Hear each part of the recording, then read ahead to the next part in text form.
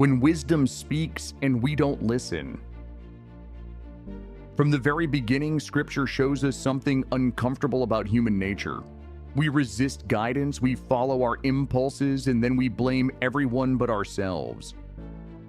Look at the story of Adam and Eve in Genesis 3. Eve listened to a voice she should have rejected. Adam stayed silent when he should have spoken. Two different failures. One consequence.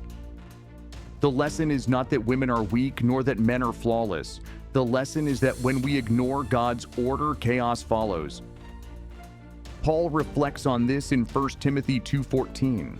Adam was not deceived. The woman was deceived and became a transgressor. Not to shame women, but to show the danger of stepping outside God-given roles for both men and women.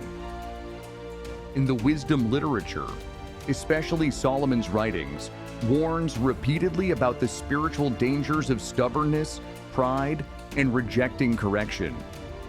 Proverbs 14:1 says, "The wise woman builds her house, but the foolish woman tears it down with her own hands." This isn't soft, it's a spiritual slap in the face. Your choices can build your home or burn it down. Proverbs 12:4 adds, "A wife of noble character is her husband's crown, but a disgraceful wife is like decay in his bones." The message is blunt. Your attitude shapes the atmosphere of your relationship. Solomon doesn't hold back about the consequences of pride and conflict. Proverbs 21:9, "Better to live on the corner of a roof than share a house with a quarrelsome woman." Proverbs 19:13, "A quarrelsome wife is like a constant dripping." These verses are not weapons. They are warnings. They expose a spiritual truth.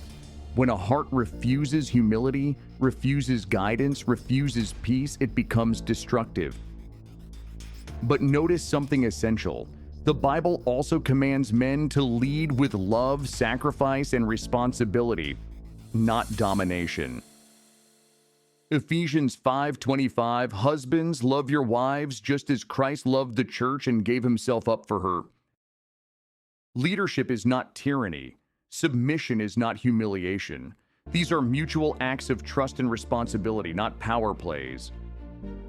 Here is the real wake-up call. If you're resisting wisdom, fighting guidance, dismissing correction, or treating partnership like a battleground, you are walking the exact same path that ruined Eden.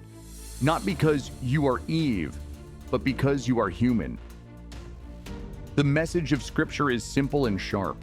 When we reject God's structure, we sabotage our own peace. When we fight the one who loves us, we tear down our own house. When pride replaces humility, relationships collapse.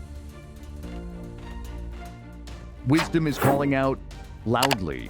The only question is whether you will listen or repeat the same ancient mistake.